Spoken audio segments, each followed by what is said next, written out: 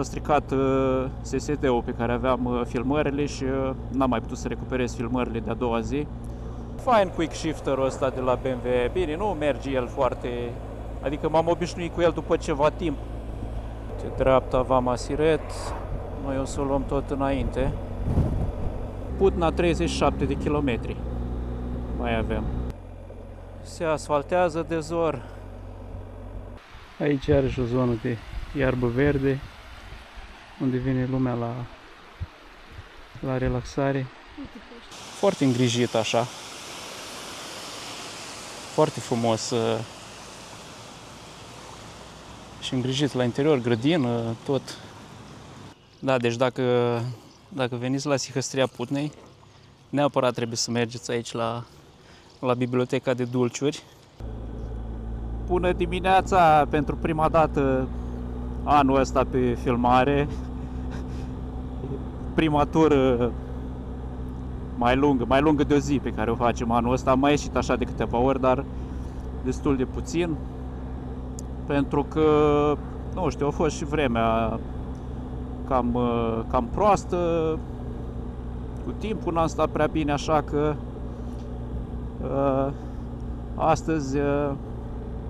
astăzi mergem din nou în Bucovina, din nou la Putna. Cred că și ultima tură mai lungă care am făcut-o anul trecut tot acolo în zonă a fost. Cred că da, am fost la Putna, tot așa, o tură de 2 zile și acum o să ne întoarcem mâine. O să mergem azi să stăm în Putna și mâine ne întoarcem pe Trans-Rarău, Valea Bistriței, Poiana Largului și apoi venim înapoi spre Iași pe la Târgu Neamț. Anul trecut când am fost, exact aceeași tură am făcut-o. Am postat video din prima zi, doar că din păcate s-a stricat SSD-ul pe care aveam filmările și n-am mai putut să recuperez filmările de a doua zi. Am pierdut vreo 500 de giga de filmări.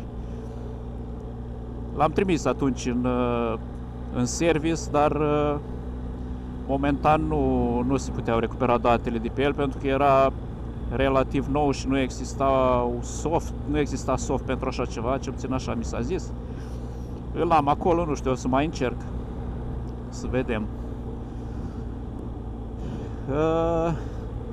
Da, și astăzi avem 28 de grade. E o zi, am trecut așa direct de la primăvară primăvară, toamnă, ce-o fi fost, direct la vară, așa. Și da, o să mergem, o să stăm, anul trecut am stat în Vicovul de Jos, acum am găsit cazare chiar în Putna. O să ne cazăm în Putna și, da, o tură așa de 2 zile, ca să profităm măcar dacă tot e weekendul liber și ziua de luni. Bine, noi o să ne întoarcem mâine, adică duminică o să ne întoarcem înapoi în Iași, dar da, măcar să facem așa o escapadă. Oricum, a fost destul de ciudat așa, pentru că nu prea mai mers cu motorul anul ăsta, cel puțin nu cu bagaj, și am uitat cum trebuia să organizăm toate chestiile ca să încapă, ce trebuia să luăm cu noi, Da, nu e nicio problemă, ne reintrăm în ritm. Bun, și acum o să mergem pe partea asta pe la Botoșani. Pe aici, pe la Popricani și apoi facem stânga spre... Nu mai știu cum se cheamă pe acolo. Mă rog, e drumul un pic mai frumos și nu e așa aglomerat pe partea asta. Și cam asta e. Ne auzim pe traseu. Și e Larga Jijea acolo în stânga, așa zisa Delta Moldovei, cu toate iazurile astea de aici. Nu știu dacă sunt iazuri sau cum se cheamă, nu-mi vine acum termenul, dar mă rog, Da, aici e Delta Moldovei.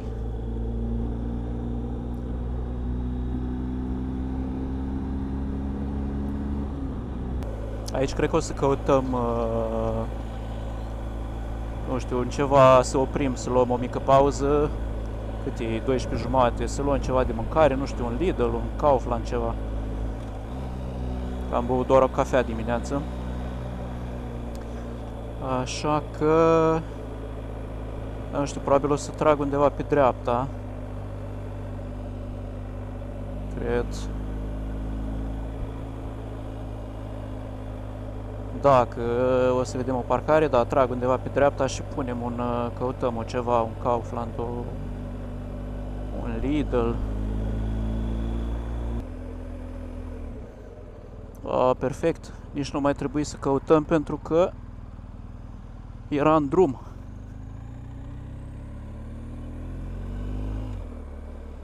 Lidl.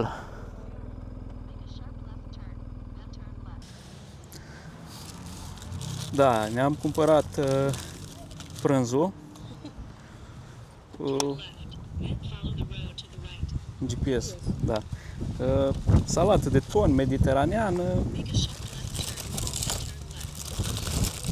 cu roșii, chiflă și niște, ca desert, niște zmeură. Mai avem și ceapă verde. Da, și ceapă verde. Da, sunt șardei. Da, sunt 32 de grade afară. E foarte, foarte cald.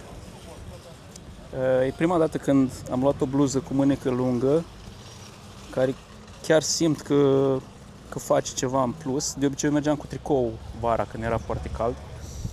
Am avut bluze din astea. Am cumpărat și speciale pentru moto, tot așa, care se zice că ar fi de vară, că reduc temperatura corpului când e cald și așa mai departe, dar nu ne-am împăcat deloc cu ele, plus că sunt un pic înalte pe gât aici. Da, e mai înaltă decât asta pe gât și foarte mulată, stă strânsă și nu, n-am reușit adică nu o suport vara. Și acum am zis să o încerc pe asta. Asta e o bluză de la Decathlon din lână merinos. Dar e foarte subțire, e ceva pentru, nu știu, tropici, ceva de genul, parcă se cheamă. Vreo 100 și ceva de lei. Dar surprinzător, e foarte subțire și foarte respirabilă din lână. Și că chiar sub geacă e foarte comodă, pentru că când transpir nu se mai lipește geaca așa. Și parcă circuli și aerul un pic mai bine, parcă mă ventilez un pic mai bine pe sub geacă. Deci, da. Nu credeam că poate fi mai bine cu mânecă lungă, dar bine, oricum, asta a fost luată pentru munte.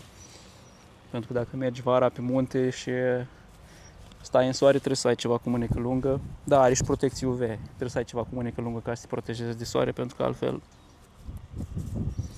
Dar știi că am pățit, nu? Pe munte când eram roșu, caracu și eu trebuie să mă dau cu... Da, noroc cu salvamunți. Da, da. Da, am pățit odată pe munte, mă ars soarele, eram roșu, mă ustura într-un hal. Și noroc de cei de la Salvamont, pentru că ne-am întâlnit și aveau un spray din ăla pentru arsuri și... Da, asta e, mâncăm și continuăm. Gata, pauza, ne-am moleșit un pic așa după mâncare. Și îs și vreo 30 ceva de grade, ia să vedem. 32 de grade. Bun. Let's go. N-am lăsat nimic pe aici, nu?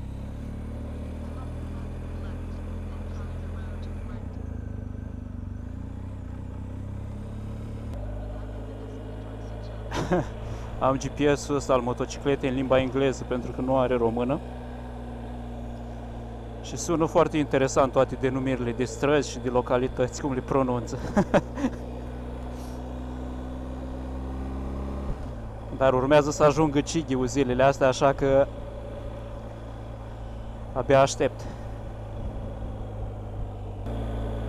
Aici trebuie să facem stânga spre Siret.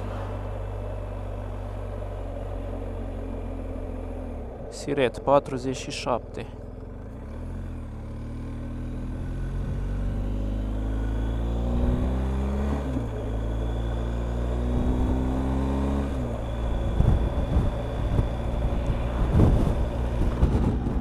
Cam proaste drumurile prin județul Botoșani.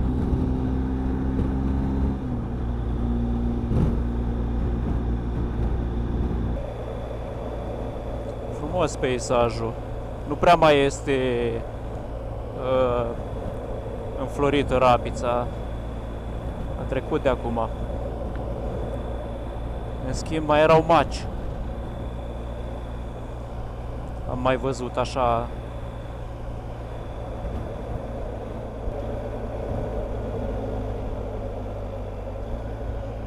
Acolo este lacul de acumulare Bucecea. Tocmai ce am trecut, Bucecea era un pic mai în spate, localitatea. Da, frumos că e totul verde. Bine, aici zona asta până la Siret încolo, chiar și după, din ce mi-amintesc că e o grămadă așa, drumuri drepte, nu? Nu prea e... Doar că în județul Botoșani sunt drumurile destul de proaste. Ia, hai să punem noi aici pe cruise control, că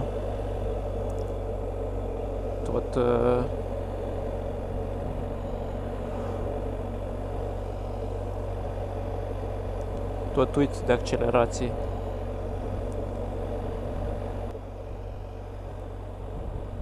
Gata, localitatea.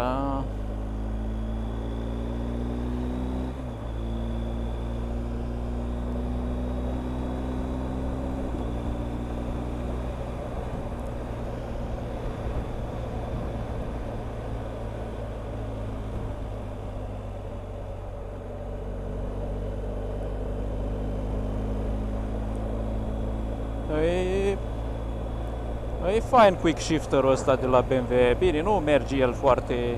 Adică m-am obișnuit cu el după ceva timp. Când schimbi în sus, merge mai ok. La retrogradat, acolo trebuie să potrivești un pic mai bine accelerația ca să nu dea nas, să nu bruscheze. Dar am început să-l folosesc. E destul de fain așa.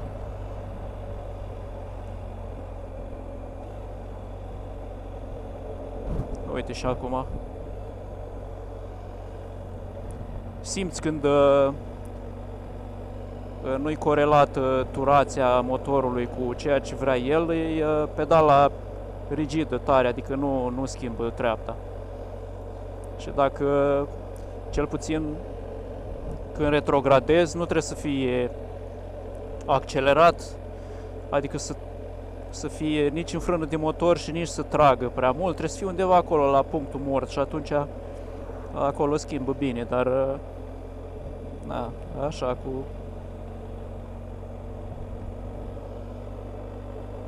felul în care merge el, dar na, e comod, îl folosesc.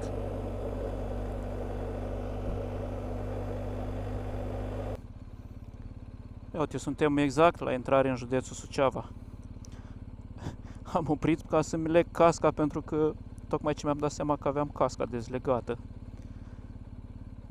Era vânt și simțeam cum îmi flutura chinga asta de la cască. Și așa mi-am dat seama. Bucovina, județul Suceava.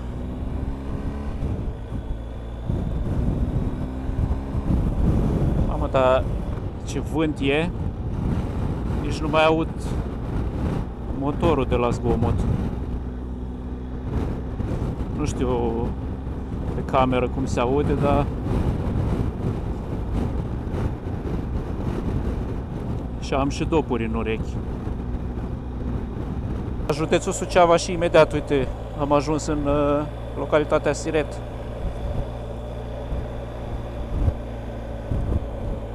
Aici e vama cu Ucraina, aproape aici trebuie să fie. Vama Siret.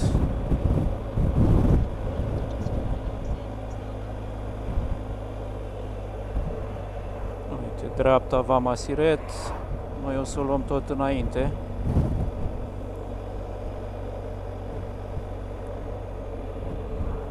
A, 3 km până la Vama.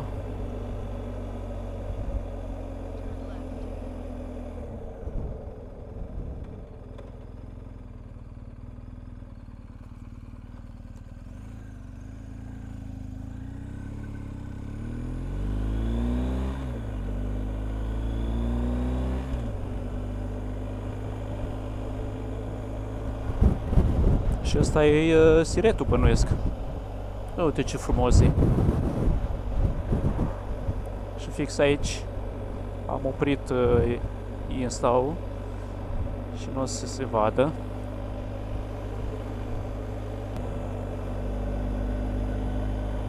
Vicovul de sus, în dreapta, noi o să mergem înainte, cred.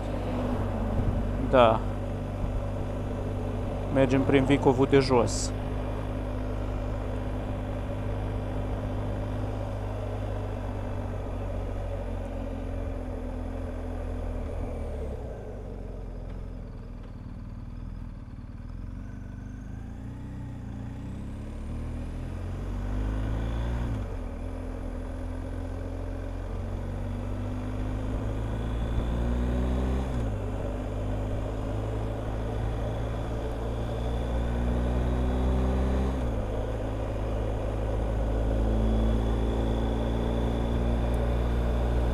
Și am ieșit din Siret.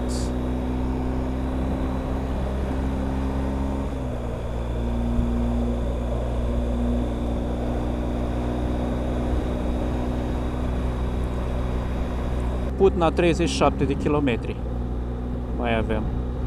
A, pe GPS zici 34 chiar. Da, aici suntem în Rădăuți, mă rog, sau asta e ceva centură lângă Rădăuți, nu? Rădăuți ar trebui să fie în stânga, acolo undeva.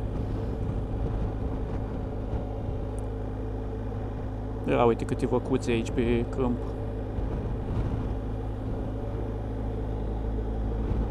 Cum stau ele la păscut.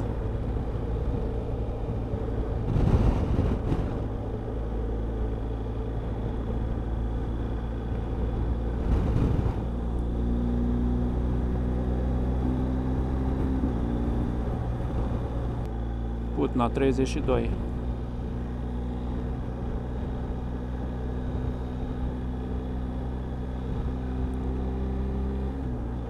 Îmi amintesc de calea ferată, știi că la un moment dat mergem destul de mult paralel cu calea ferată și se intersectează cu drumul prin mai multe locuri.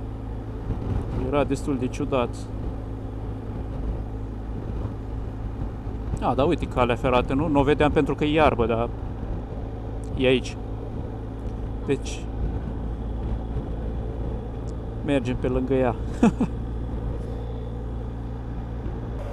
A, urmează să ne intersectăm cu calea ferată. Dar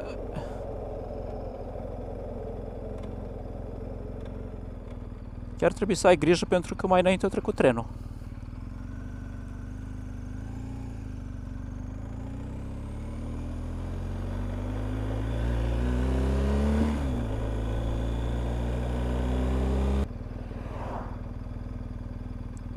Gălănești și avem un semafor aici, se lucrează, probabil, da, se lucrează, asfaltează. Se asfaltează de zor.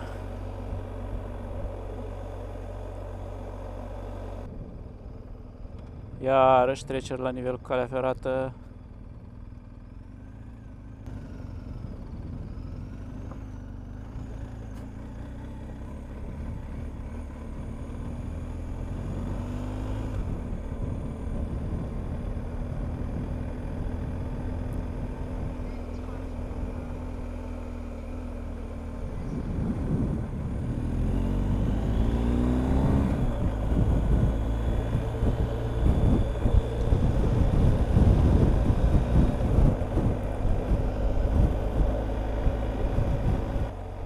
Covul de Jos. Frumoasă zona asta.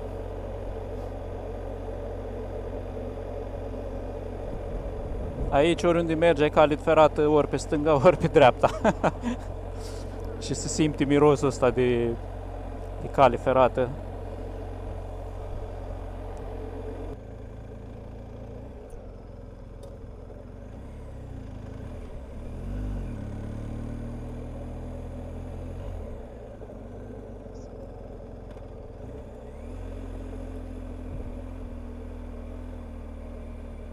Aici aveau, undeva pe aici au ăștia de la Marelbo, nu? Fabrică sau ceva, parcă aveau. Da. Da, știu că mi-am amintit. Data trecută am mâncat undeva între Vicovul de Jos și Putna și chiar peste drum aveau fabrica, parcă.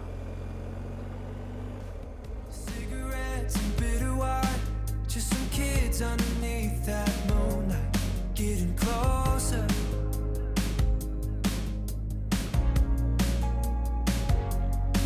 Yeah, that was back when I could call you mine, holding hands, falling into the riptide, over and over.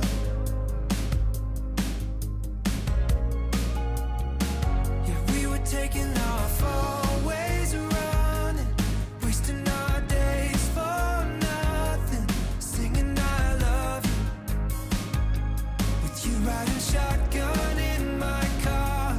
Do you remember all of the nights we spent alone?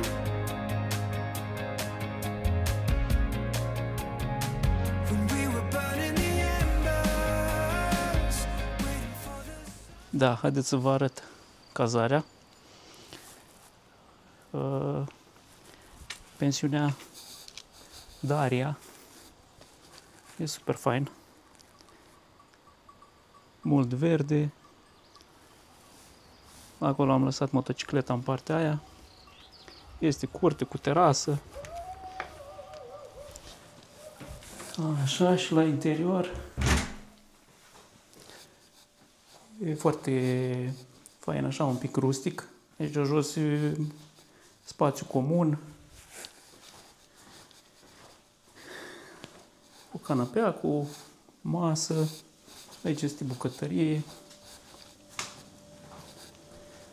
Utilată cu tot ce trebuie, frigider. Cine vrea să gătească, există toate condițiile.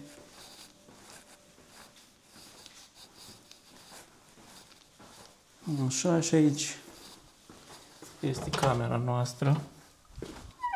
Bună! Hello! Da, este cameră dublă, așa e pe Booking. Aici e patul. Și aici... am dat cu genunchiul. Și aici e baia. Da, e super ok, adică... Da, pentru cât avem nevoie. E super fain. Și răcoare, adică în interior chiar e temperatură ok față de temperatura de afară. Da, și acum o să mergem, nu vrem să mai ieșim cu motorul, vrem să facem puțină mișcare așa pe jos. Și o să mergem la mănăstirea Sihăstria Putnei, care este undeva la vreo 2,8 km aici. Când am fost anul trecut în toamnă, am fost la mănăstirea Putna. Acum nu o să mai mergem, o să mergem aici la Sihăstria Putnei pentru că n-am fost. Și vrem să facem o plimbare pe jos. E cam 40 de minute dus, 40 de minute întors. După aia o să mergem să mâncăm undeva, am înțeles că este undeva mai jos aici, un restaurant ceva. Și cam asta o să fie programul pentru astăzi. Da. Și o să luăm o bere, de seară stăm un pic afară la terasă acolo. Și cam asta o să fie program pentru astăzi și mâine dimineață o să plecăm și o să mergem O să mergem la Pojorâta, Transrarău și o să coborâm pe partea cealaltă, pe Valea Bistriței. Și o să ne întoarcem la Iași, pe la Poiana Largului, Târgu Neamț. Și cam asta o să fie plimbarea de 2 zile. Aici se construiește ceva, dar nu știu exact ce. Am uitat pe Google Maps, dar nu apare. Nu știu dacă ține ceva de mănăstire sau nu. Dar o să căutăm să vedem. Aici e zonă de camping, zonă de iarbă verde, unde vine lumea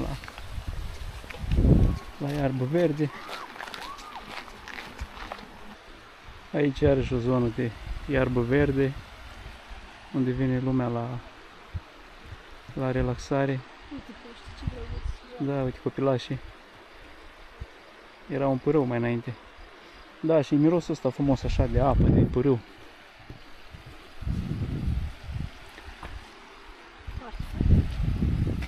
Foarte frumos.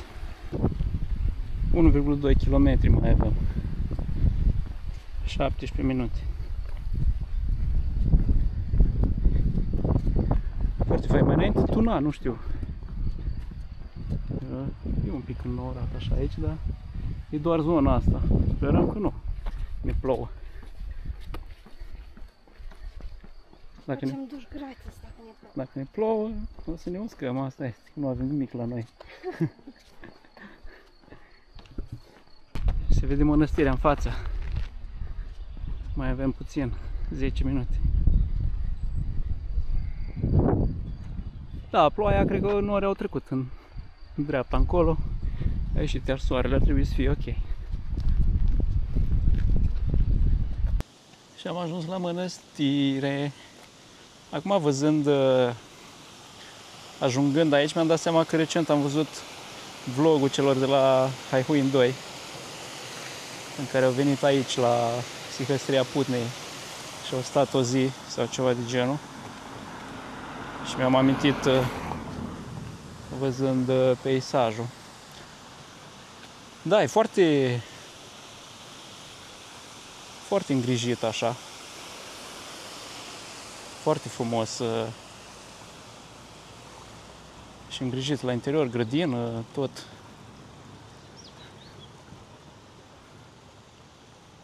Curat.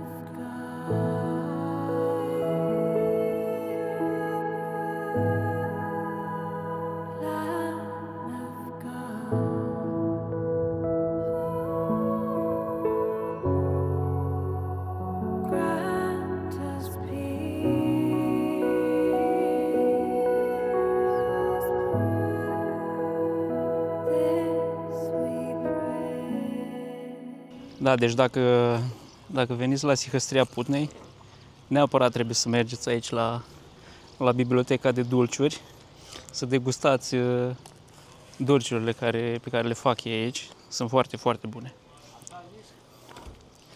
Foarte bune le fac ei aici local, au și înghețată, am văzut că au și pâine, tot felul de prăjituri. Deci nu trebuie ratat. Bun, și acum ne întoarcem spre casă, spre cazare de fapt. Sau nu chiar, o să mergem să mâncăm mai întâi. Cu toate că am mâncat prăjituri acum, dar mergem să mâncăm ceva așa ca pentru seară și după aia ne întoarcem la cazare.